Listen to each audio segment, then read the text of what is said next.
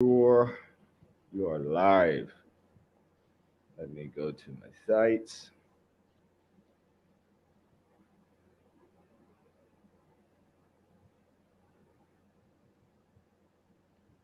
I got a question for you, B. Yeah. What if you had like a real heavy meal like before the show, and then you were Hmm. on the show, and like you had your stomach was rumbling. Would you get up? Keep in mind we Yeah, are live. We are live. I have a I have a reserve of depends, so that if I gotta go, I just gotta go. You know. You're not just gonna put the one finger up. Hey guys, I'll be right back. No, no, no. We just gotta let it go, just like in Dumb and Dumber. Just go, man. Just go. Hey man, yeah, I can tell. People have those faces. You can make those. Yeah, You know what I'm saying? You yeah, trying to hold it in and yeah. stuff like that. You I'm like, just, man, just go ahead and do it. We can it's pause like it. it, it's like the Pony Express. The show must go on, so you It's just so, got to do what you got to do. I'm handle it, bro. I guarantee you, I'm gonna handle it, bro. And when you come back, let me know because I'm gonna be like, all right, hey, you handle it now. I gotta take a break. Again, people would be watching the show is like, is that a Gatorade bottle he just put underneath the Oh my goodness, Yeah, bro. I would be one to what is it? just hold on, man. I'd just be holding Yeah, on yeah, towards the end, yeah, kind of squeezing yeah. a little bit. Getting Yeah. redder and redder and redder by the minute. Like Oh Start gosh. sweating. Yeah. Hey, hey Charlie, you trying to play the song and you messing up with the song and stuff like that. well, I have always wondered that. Like Charlie, what would you do if you were on stage and you just gotta go when you gotta go? Like, what's gonna happen? Like, you just say, "Guys, I'm sorry, but it's time to pull the guitar. I gotta go." I mean, like, Oh what? man, it has. Okay, I travel a lot as a musician, so you go to new Yeah, places and you eat new foods. It happens. It Oh happens. gosh, yeah, that man. sucks. That sucks. Well, You we got 1 minute. We got 1 minute before 5. I thought I'd start off by saying that to loosen us up a bit. Yeah, well, we don't want to be too loose, according to them. So, Yeah. Poor choice of words there, buddy. Oh goodness. Okay. All right. Let's see here. where are we? Are we at 5? Oh, we got about 1 minute, brother. 1 minute. When Uh, this thing hits 5, I'm going to talk to my friend over here. I got a friend over here. Hmm. Okay, well, it is 5 o'clock somewhere. So in five, four, three, two, one. Alexa, play "What About You" by Charlie Cope. Here's What About You by Charlie Cope on Amazon Music.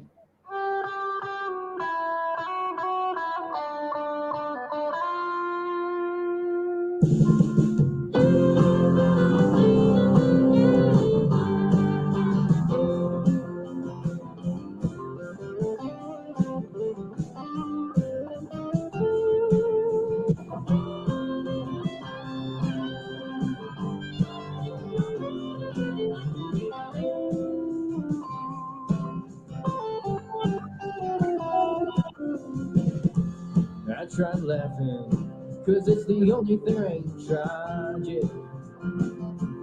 You're getting further, the closer that I get. Guess in hindsight, we're both a little misunderstood. But I know you would, if anybody could. I know you got your heart set on leaving, but I've got mine on believing.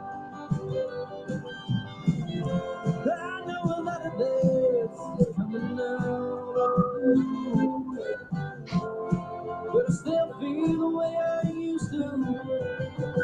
Oh, what about you?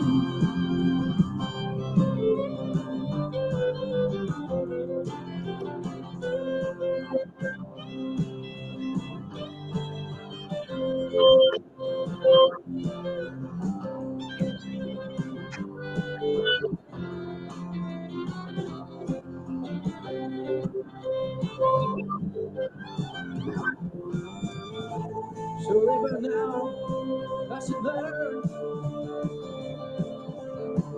not to play with fire when I'm alone.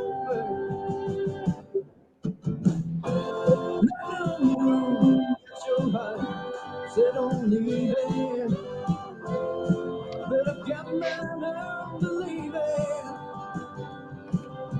I know a lot of this.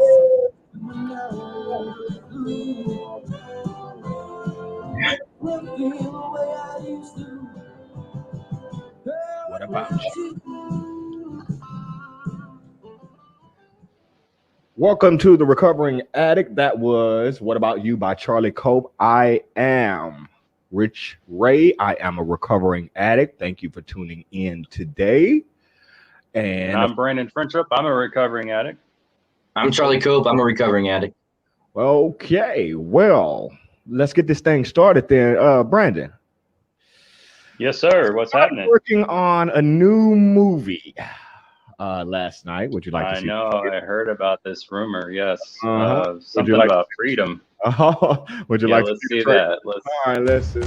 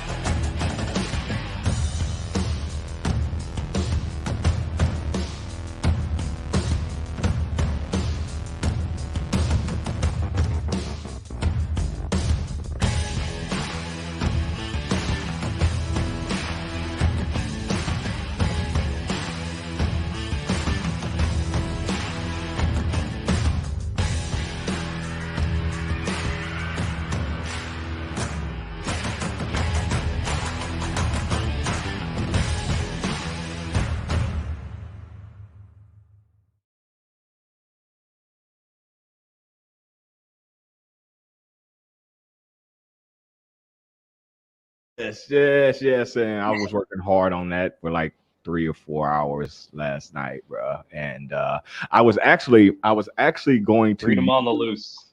I was actually going to use the Pharrell song. The Pharrell song, it's a song called Freedom. And I actually put it on the actual trailer, and then I uploaded it last night to Facebook, and Facebook was like, you better stop playing games. You don't have the rights to this. So they took me off. I had a feeling. And even after I put, I do not own the rights to it. They was like, we don't give a shit. You better get it off. That's what did I tell you? I told you that. I told you that joke. I said, I bet you anything. Oh my God. But you know what though? This okay though, because here's the thing. We're on Americana today.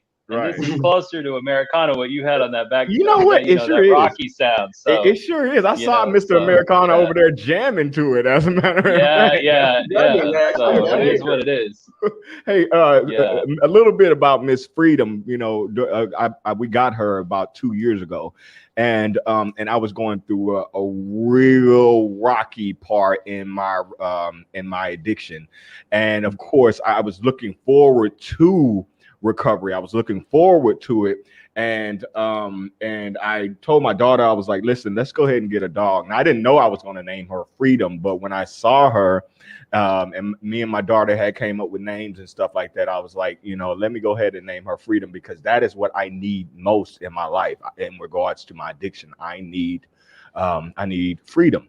And Freedom has spent a lot of time during my detox, me coming to Houston when I had a detox, and then San Antonio having a detox and stuff like that. She spent time with me on my trips and stuff like that, and has became a major, I don't want to say a major part, but a nice part of my recovery, just her being around and stuff like that. Instead of me being alone and by myself and in the dark, she was actually there with me.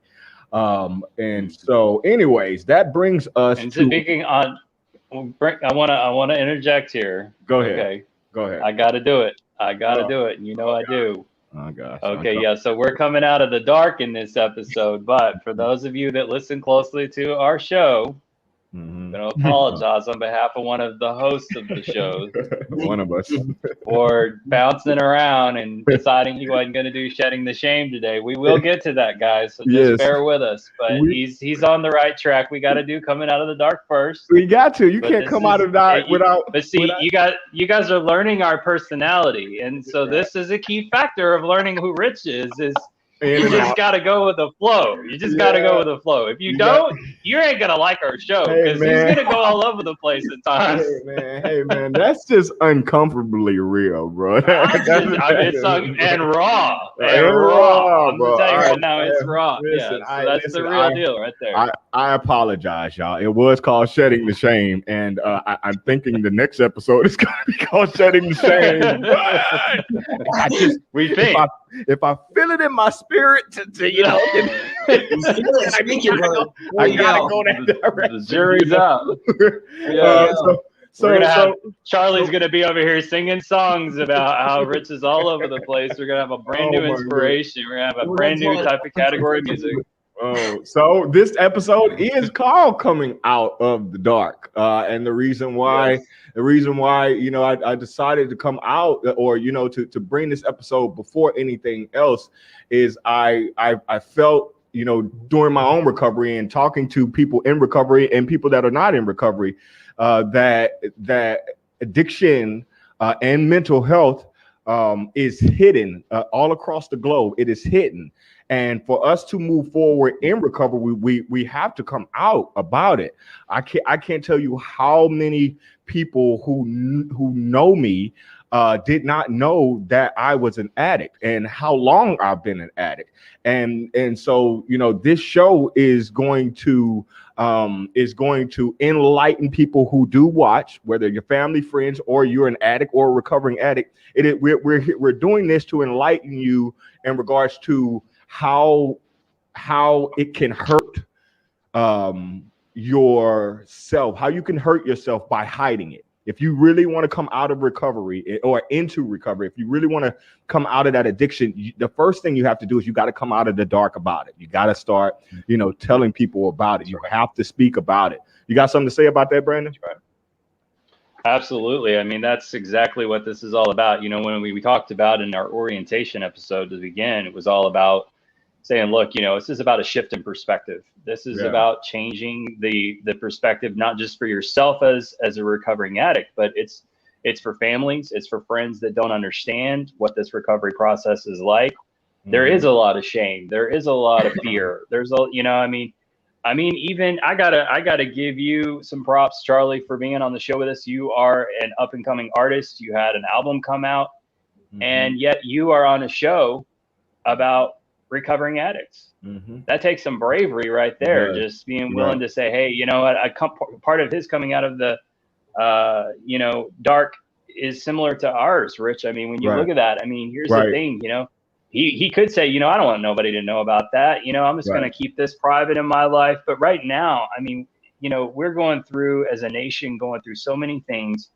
And a lot of people have started to come to the revelation that, hey, I'm going to start being real. I'm going to start just being real about what's going on in my life. I'm going to start going ahead and just being outspoken about it. Even the, you know, celebrities, famous people are doing the same thing. And you know, we don't need to hide. I think that's the reason why so many people have stayed in the struggle for so long. Because a lot of times when you go into seclusion, you're never going to get real with yourself. You're never going to be honest with those around you. And that's part of recovery is being honest with yourself and those around you and saying, hey, look, I need help. I need you to be with me through this journey. And, you know, there's no shame in it. But for some reason, part of the addiction, you know, and the recovering process is a lot of times there's a perspective that you have of yourself. It's a shame you have in yourself at a certain type of inner thought that you think, well, no, I can't be real about this. This is just too much. You know, people are going to judge me. People are going to cut me down. People are not going to understand this. And I think our greatest fear is probably those that are closest to us about Right. being like that, you know, Right. because we don't know what they're going to say. We don't know if we're going to be judged. And we think, well, I'm already struggling through the recovery process. It's going to be hard enough. But man, you know, I got, what if somebody doesn't like the fact that I'm being this open about it, you know? So yeah, this is definitely part of, you know, coming out of the dark is necessary for the, you know, this is about being honest with ourselves and everyone else. It is. And you know me, I like to come with, you know, some knowledge. I do studying, you know, a few times a week in regards to addiction and mental health. And there were a few points that I wanted to make. I had I researched and read this blog that points out why people do not come out or do not come out with their addiction. Why people hide their addiction is what it's called, and what to do about it. And I wanted to share with you guys a few points and get your opinion about it, get your thoughts about it. The first one, and I think this may be the number one: addiction carries a stigma. What I read from that, it says the public eye sees it as a weakness in character rather than a psychological illness. For instance, a recent study revealed that stigma of an addiction carries more weight than the stigma of mental illness. It appears that many people believe that an addiction is an indication of a personal flaw. I don't like that. This one barrier that frequently stands in the way of seeking help or telling others about what's going on. During my studies and me personally, I found over the years that addiction is a disease, okay? Right. And it is a brain disease that can affect someone or affect their whole way of living. Like you have certain diseases that whether it's I mean I don't want to go through the list of diseases, but the certain illnesses and diseases, they may affect one person, one thing, one character of the person, but addiction and mental health can affect the entire person, their mind, the way they think, the way they eat, the way they sleep. It makes them look like a totally different person when they are full-blown addict. And so, and me studying the disease, me learning about myself, I think that the nation and the world should come to grips with the fact that it is a disease. It is not something that someone can just say, okay, yeah, I started, I'm an addict, and now all of a sudden just stop. You can't get rid of a disease like that. You have to put in work. You have to put in effort. You have to take the steps. They call them 12 steps. You have to take certain steps to get through, to walk through that disease and eventually come out of it. So that stigma part, you got to say something about that stigma, Brandon? I do. I mean, here's the thing. I think the biggest thing is that the fallout of addiction is that it causes erratic behavior. And it's not so much necessarily the addiction part of your mind and disease that gets the stigma. It's the behavior you have and the things you go do while you're under the addiction process that causes that. That's where that stigma has been coming from, because it's caused, getting thrown into jail, driving behind the wheel under the influence, doing things that affect family. That's got a stigma to it, because why? That is the outcome of what happens when you are an addict. And so it's when you're objectively looking at it and you've got the right perspective on it, you realize, okay, yes, if we took an addict and we stuck them in a padded room where they couldn't get out and affect the world in any way whatsoever, they'd still be an addict, but they wouldn't be affecting anybody. But the bottom line is that when you're walking out your life and you have a problem up here, you're not necessarily going to be on your A game about not affecting everybody in your path, and so that's, I think, where the stigma comes in. And so then there's judgment cast, because we go, well, why can't you just clean up your act?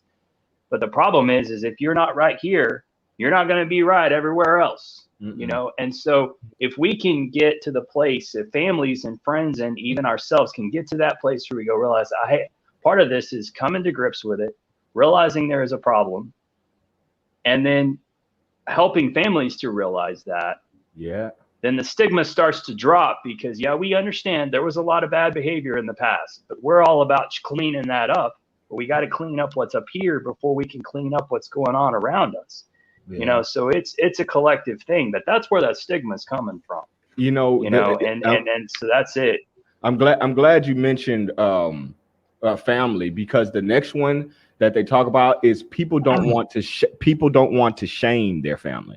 Now, I know growing up, I grew up, you know, in a Christian home, where my parents would, you know, we'd be at church every Sunday, you know, and getting to my 20s and my middle 20s, becoming an addict. That was one thing. That was one of the toughest things that I had to deal with, which was going to my parents, not just my parents, my brothers and sisters, and telling them, listen, guys, I'm an addict. Now, at that point, I didn't realize that I was a full-blown addict. I don't really think I was a full-blown addict until about my 30s. But even then, it was so tough to tell them and then come out to people who know my family, not just know me, but bro, we know your mom, we know your dad, you know, you're not an addict, because no, your parents have been, you know, in the community and helping people. So how can their own son be an addict? You know what I'm saying? Right. And so many people put stuff past the actual addict. Like, you can't be that because your family, you know? Right. So that's it's like you're an attachment.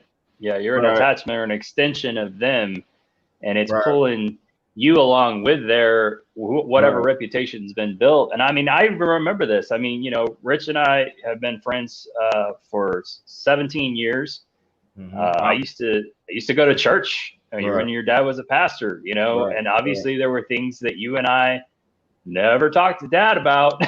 You know what I'm saying? I mean, it was Mr. Ray. How you doing, Mr. Ray? Get out of my house, son. Yeah, exactly. There was just things you had to do. You just understood that was Pastor Ray. Get out now. You better walk him out. So there was that's the way it was. My dad's a pastor too, you know. So, you know, there's things that I protect his reputation. You know, we all do that. I protect my mother's reputation, and I protect my sisters, and I protect a lot of people. My daughter, you know, I got a 14-year-old daughter. So there's a lot of things we do because we want to make sure that we're not pulling someone else down. So we're still trying to walk through this process, but we realize there's a societal stigma here. Yeah. And it's like, how do you get help and get to that place? You know what I'm saying? And not bring everybody along on your erratic journey while you're trying to get help and get to that place. So I realized there is some process there, and it's just about being open and talking about that, you know? Yeah. Another one, the next one. And this one right here, so,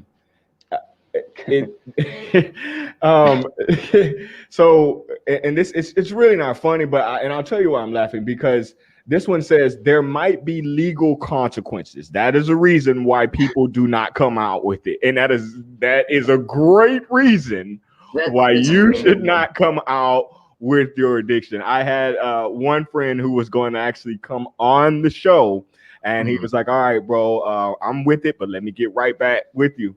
And then the next day he was like, listen, bro, I was told by my attorney that it would not be smart for me to hop on this particular show. And I congratulated him. I was like, bro, congratulations, bro. You made the right move. You made right. Because, hey, you know what? And even you and I had this discussion, Rich, before we started the show.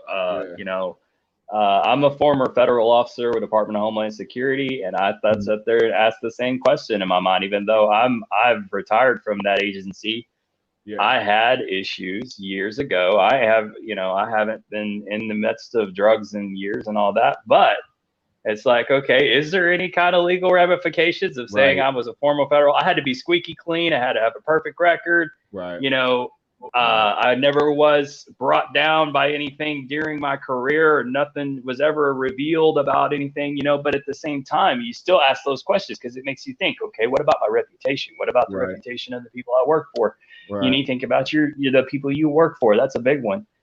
So a lot of people probably don't want to get help because of the job that they have. Maybe they have a really good job and they're kind of concerned about, hey, what if my boss finds out? What if the company has a problem with having someone going through, rehabilitation and recovery? So those are things that sometimes hold people back because they really don't even know what is allowed for them to do. So it kind of are all things to think about. See, my mind works crazy, man. I was thinking like, let's just say the Recovering Addict, the podcast, like, we get 1 million subscribers and we're known for our podcast and stuff, right? And then TMZ, they do some research, right?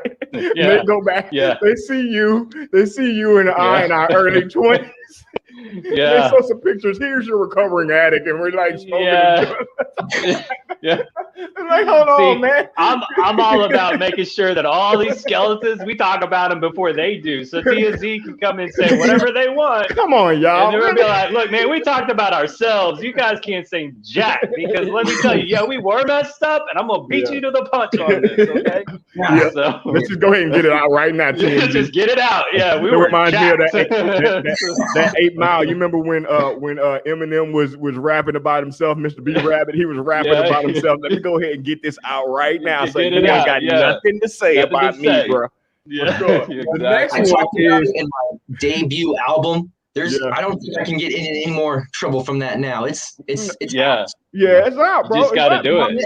I'm on this right here. It's out now. So anything that come in later on in a couple weeks or something like that, hey, that's on you, brother. If you get caught, that's on you. I'm gonna be very vague about this entire thing. I thought we were talking about Tammy the whole time. Okay, let's get back serious. Okay, so the fourth one is there's a psychological illness, and I want to stop right there because let's see here.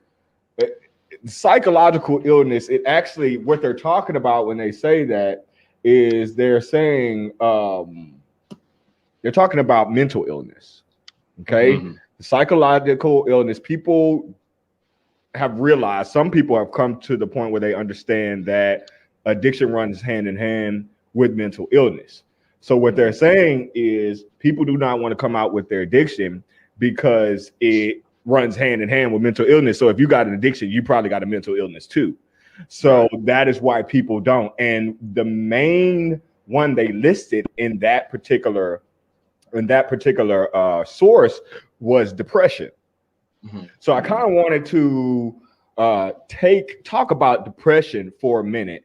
And I've got some signs of depression. Now, the reason why I want to go this direction is because addiction and coming out with your addiction and coming out with having a mental health problem, they run hand in hand. I mean, I have friends who now that I'm studying mental health, I see these actual signs. Now, you got to remember, we're not doctors, guys. We're not counselors, but we are people who study what we're talking about. So I've seen these particular traits, these issues in my friends, and now it's actually helping me to not address it, but learn how to actually treat someone who's going through these symptoms.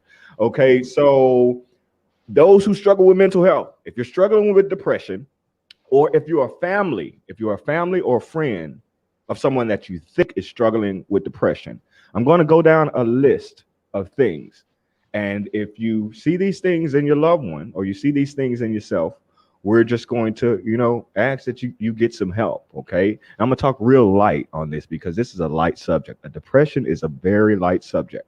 And whenever you want to address someone, when you're talking about depression or talking about their mental illness, you definitely want to be light with them because it is tough to hear these things within ourselves.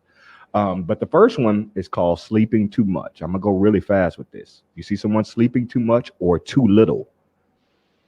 Too changes in diet and weight fluctuations. 3, drinking more alcohol. 4, forcing a happy face. Think about that for a minute. 5, changes in language and topics of the conversation. Someone says, yeah, man, I'm doing okay. I'm doing all right. And they begin, talking about something, and then all of a sudden they just like, no, but let's just change the conversation. People who try to divert and try to run from the conversation of how they're doing, they may be struggling with depression. I like this one though. Crying for help. This is number 6. Crying for help, then taking it back. Let me refer to a note that I read from that. Crying from help and then taking it back. This is what it says. You might notice oversharing on social media, which is sharing posts that contain lots of personal information.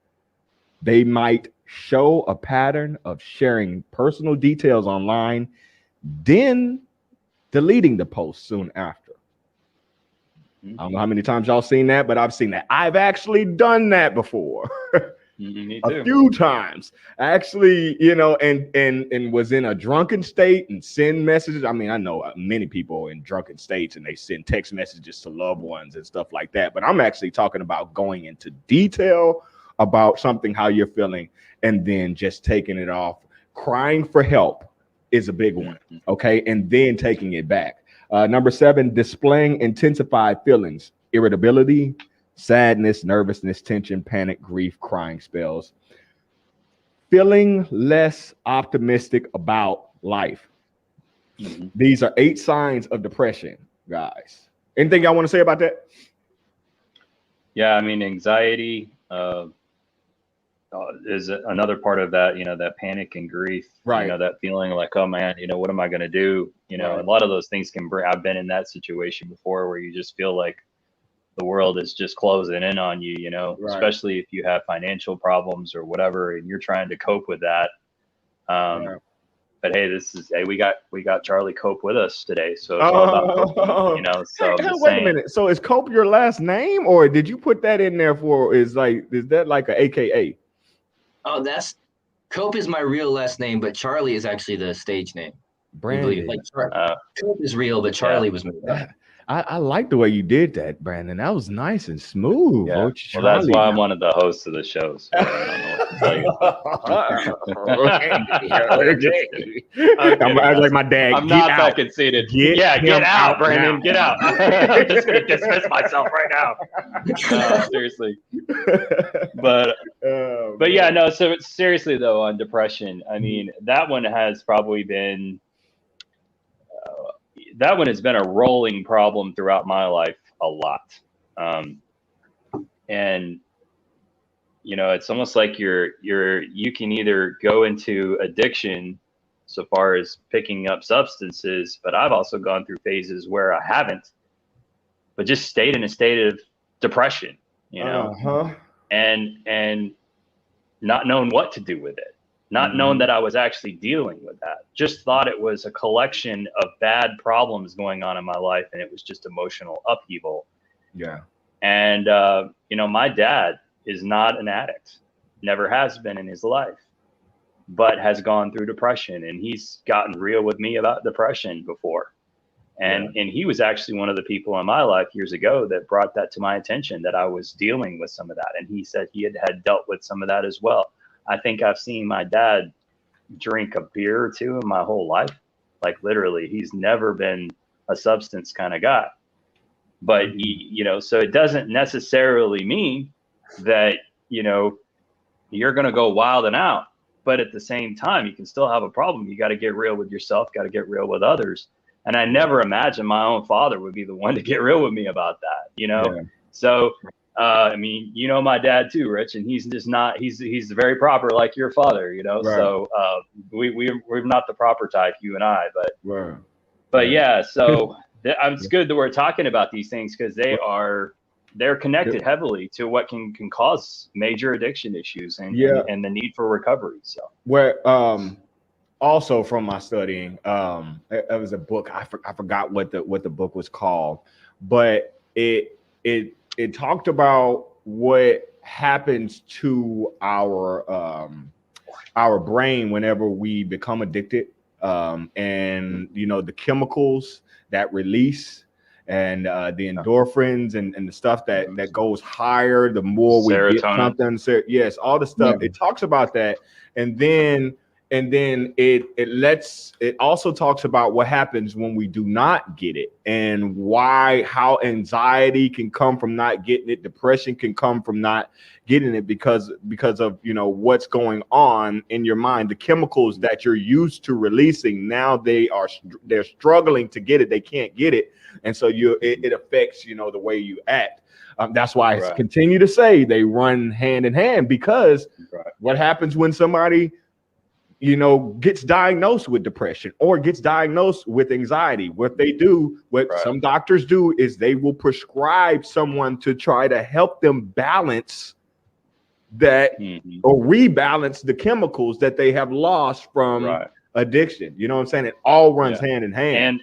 And here's the thing, the science of it too is that as you're depleting your serotonin levels from taking things that are causing that to raise your serotonin output, you're feeling better in that moment, but then your serotonin levels are becoming depleted.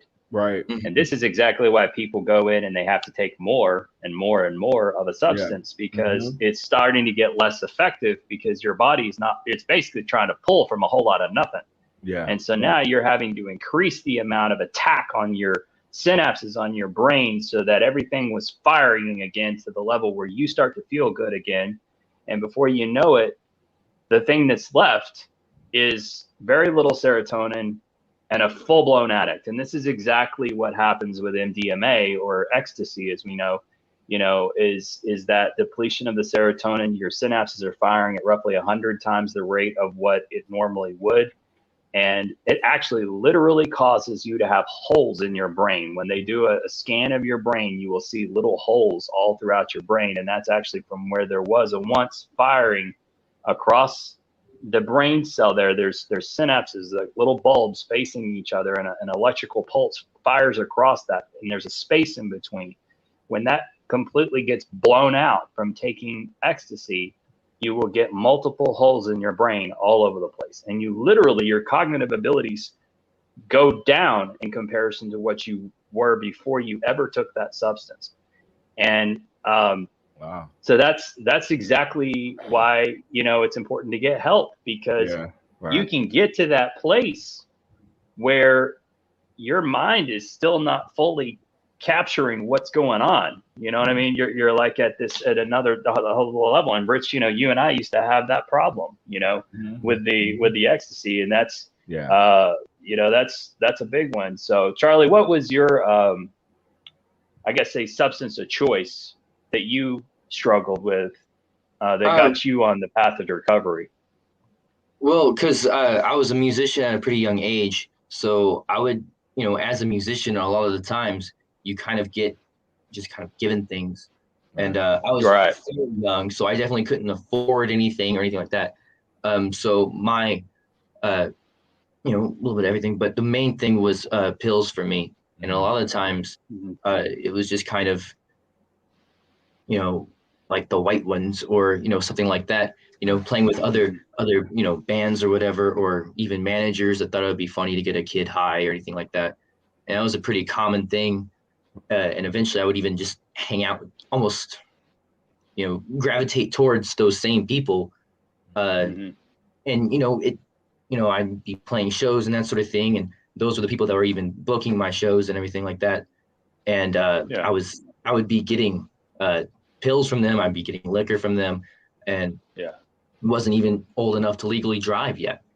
Yeah. But you knew they were your source. So it's like, hey, let's go party with these people because this makes me feel good. It's easy for a musician. It's easy for a musician. Oh, absolutely. I mean, me and Brandon will tell you, bro, the years. It was part of the studio. It was a part of our studio. I could not, and we talked about this last episode. I could not function. I could not write a song. I got really bad, Charlie, to where I could not write a song. I could not go into the studio. I could not do anything without taking at least 2 or 3 X pills to get me in my zone.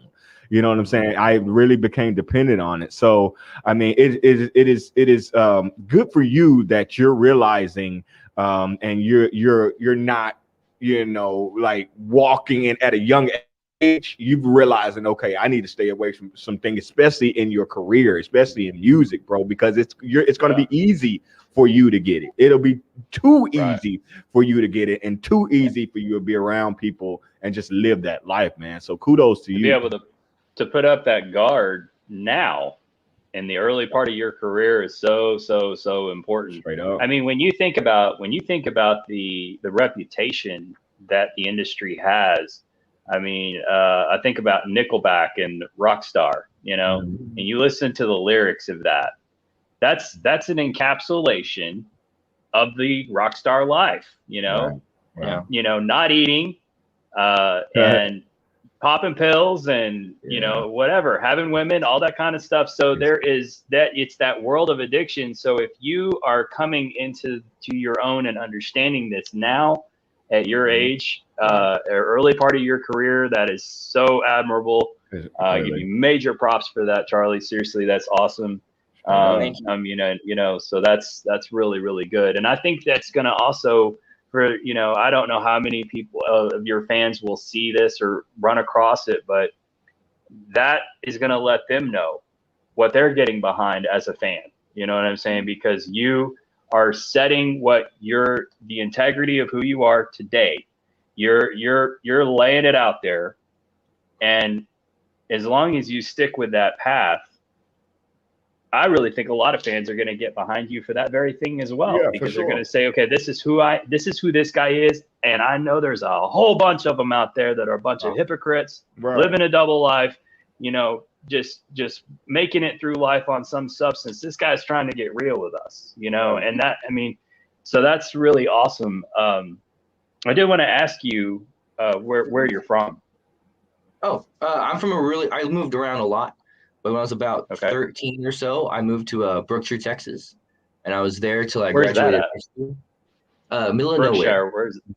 Oh, okay, it's right around the corner from where the world drops off, or yeah, just right there. Okay. I used to live up that way. Yeah. Okay.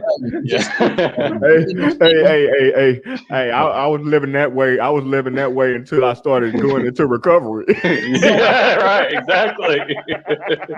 He was in the middle of nowhere. Texas somewhere. Nowhere, Texas. Yeah. Yeah, for real. So when did your album come out, man? It came out September 3rd, so it's relatively new. And we've had 6 singles before it, which are all on it, of course, come out in about a year and a half beforehand, leading up to it. And do you have a tour going right now where you're traveling? Or are you staying mostly local to the DFW area? Where, I mean, I know you're in Denton now, right? So I guess you're playing on a circuit right now, or what's going on with that? I actually just got off a tour about a month and change ago. It was a 3-month tour promoting the album, and I'm actually I'm a UNT student, University of North Texas. Oh, okay. Yeah. So it's a little harder to tour this time of the year, but I will be touring. I have 2 tours next year, and it's all. Okay. Shout out, and once it's awesome. School, of course, I'll be touring even more than. Shout out to everybody in DFW. You know, that is still considered home. Home plate. Yeah, that's definitely home. Go ahead. Yeah. So, what's the name of your album? Americana and Whatever's Left. Americana and Whatever's Left. And what was going on with that title? Tell me the background of how you came up with that. Well, so I always try to be, like we were talking about, being real and being honest. I always found that you know, with my music, a few things that when I am honest and I put 100% on there, onto the song or onto the performance or whatever I'm doing, it becomes more emotional and much more soulful and more meaningful. And, you know, art without decoration, or art without meaning, is just decoration. Yeah, so that's good. Well put. Thank you. I stole it from Rick Rubin. he ain't gonna know. At least I don't know about that one, man. We're coming for the world. So I always try to be really meaningful with my music and get very, very real. And so that way other people that may have had similar experiences can hear it and feel like they're understood, which I actually think, like we were talking about the stigma earlier. I think a lot of that comes from the reason it's around is because of misunderstanding, at least in my opinion. And especially like, you know, I've been talking to like the younger generation versus the older generation. I don't mean to be stereotypical or anything, but because I think it's because of the internet and that sort of thing, it's becoming more understanding. And even what we're doing right now, I think is erasing, you know, bringing in more understanding. But tearing down those walls. Yeah. Exactly. Yeah. And so this album it's mainly a love story, of course, like 95% of music out there. Right. Yeah. I like that. I like that. How does that tie into, you know, so far as the inspiration of what you do as an artist? And then, of course, you've been in a journey of recovery as well. So how are your lyrics in your album tying into that experience of recovery? And where do you get your inspiration from in your music? Sorry, that was a loaded question. It was. There's some bullet points in there. So all the inspiration, because all this entire album was a true story. I've written about 1,200 songs in preparation for the album to pick the best 12, and it ended up being 14 instead of 12. And I found that all the best songs were true stories. And so instead of just making a bunch of true stories, I made one long one. So each song was like a chapter. And the inspirations behind like the music behind it was just the emotion. You know, so people ask me like which comes first when you're writing the lyrics or the music. The story comes first, and you know everything falls into place with it. It's almost like I'm not writing the songs. I'm just the first one to write them down. You know? Right. It's like, what about you? Like we listened to at the beginning of the show. You know, if you listen to like that chord progression, and that was my first single. To me, it was very anxious because that particular song was about like, you know, you're young, you're in a relationship, and you feel like it's kind of declining. You're growing further and further apart. You don't know why. You're trying to fix it, but you're afraid you're going to fix it and you're going to make it worse, or try to fix it and make it worse. And it was just anxious. And so that chord progression just felt like it didn't really like end. So it made it feel anxious to me. I'm sorry, what were the bullet points in that question? No, you got it. You nailed it. It's okay. It's okay. It's all right. So there'll be a test when the show's over, and we'll have to I'm just gonna No. But I mean, that's exactly, you know, I feel you on that. I mean, Rich and I have spent, good Lord, how many thousands of hours in the studio together talking about lyrics and placement of the notes and the layout and just arguing the chords. Oh yeah, well yeah, and then I would win the argument each time, and that's how that works. But you know, but I was the one doing the recording, so He's over there like when he leaves, he's like, the I studio, hear you. Yeah, I can't begin to tell you how many emails I've had. Check this one out and critique it. Get it back to me, and tell me what you think. Oh, we going there? Yeah, and then I would send him the list, and then send it back and go, okay, go back through editing again. You know. Okay, all right. So that's the way it works. But you know, I mean, seriously, what I like though, in what you're saying there is you're not just writing something to sell it, and that's ultimately, if you hold on to that as an artist and you are really looking to put out a story to touch that emotion and really have a meaning behind your music, man, that's once again another foundation for respect from your fans. You got my respect on that for sure. You know, because I mean, anybody can just throw something down in the studio, and so that's, you know, I mean, especially if you got the right people behind you, somebody giving you the right pills. I'm serious, because I mean, Rich and I, we've talked about this. Is like the reality is If you really want to make something fire in the studio, yes, you can pop a pill and there can be some massive things happening with that. And that's hard sometimes to just say, no, I'm not going to do that when you know it's on the other side of that triple stack that you could pop in the moment. And you know in about 30 minutes, you're about to make something that could be sold tomorrow on the radio. That's just the way it works when you get efficient in that sound. So, being able to deny yourself and say, you know what, no, I'm going to let this come from true raw emotion, not from a substance, and really walk this recovery out and give something to someone that they can enjoy. I mean, really say something. That's admirable, and that's the way it should be. So, thank you. So you got some more music for us, Mr. Charlie? Sure.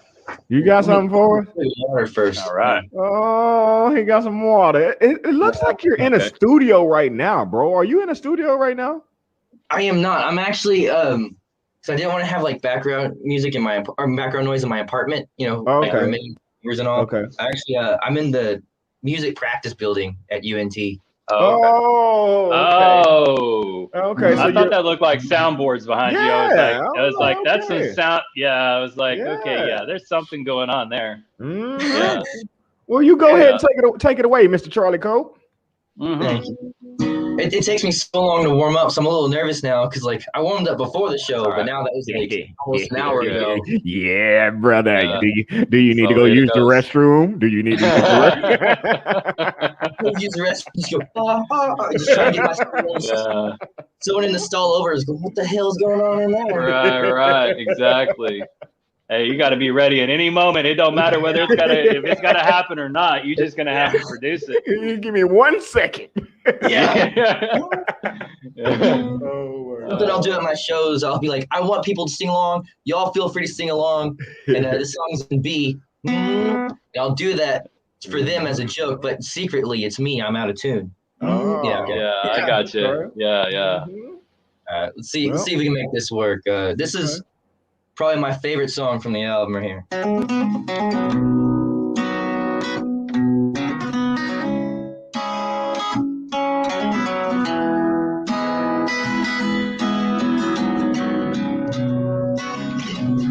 Hotel violation, sin, trials and tribulation. Every little small thing wish I could do with you. Waiting on your FaceTime call, but there ain't really no time at all. Gotta get up and go if you.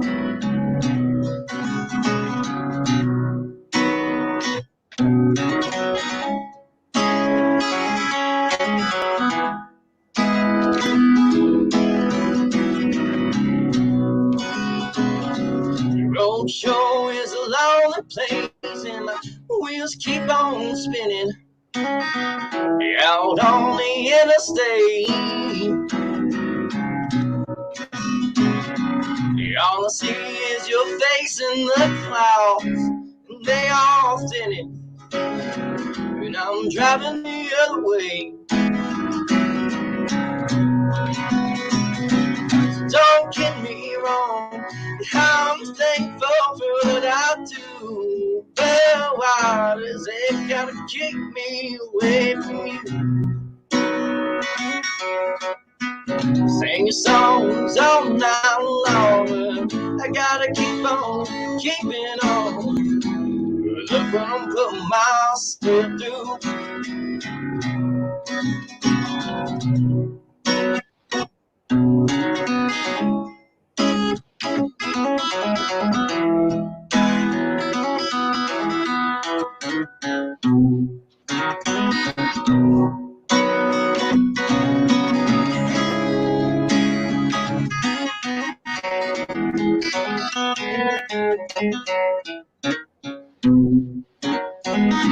Yeah, I'll sing, take a sad song and make it better, because I'm coming home soon. Gotta flash out the stages and on to familiar changes, and all the dance that means spend some more day close to you. Don't get me wrong, I'm thankful for what I do, but why does it gotta keep me with you? Sing your songs all night long, I gotta keep on keeping on. Oh, that's when I put myself through. Oh, when I put myself through. Well, now that was putting myself through. If I clap right now, I can't make it sound like a whole cloud. Yeah. Thank you, bro. Thank you so much for that, man. Listen, there was a lot of latency in it, but I can hear that it jams. Hold on. I was gonna say, I already sense we need to get in the studio together. Anytime, music should be shared. Anytime, man. Anytime. Rich could take that away with a side rap that would blow your mind. You could. I'm serious. You don't just put rap on anything, bro. No, I could be a country artist. I could be a country artist. I can sing.